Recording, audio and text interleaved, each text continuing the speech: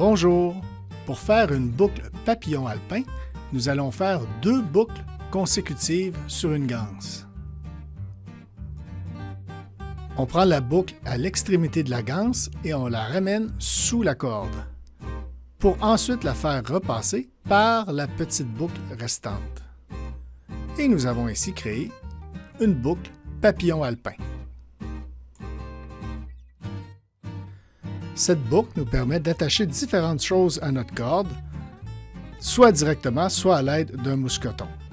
On pourrait aussi utiliser la boucle pour tirer sur notre corde et faire un avantage mécanique. On peut aussi isoler une section de corde usée à l'aide de cette boucle.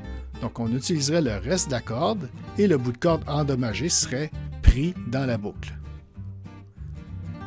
Cette boucle se défait aussi très facilement. On n'a qu'à aller à l'endos de la boucle et à séparer les 2 brins parallèles.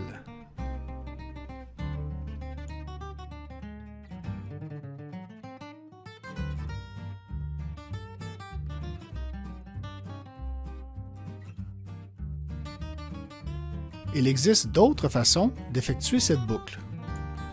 Par exemple, enroulons 2 fois la corde autour de notre main et revenons une 3e fois, cette fois-ci, entre les 2 brins précédents. Donc, on refait, on enroule et on revient entre les 2 brins. Ensuite, on prend le bout de corde qui est le plus près de nos doigts et on le passe par-dessus les 2 autres cordes et on revient complètement dessous.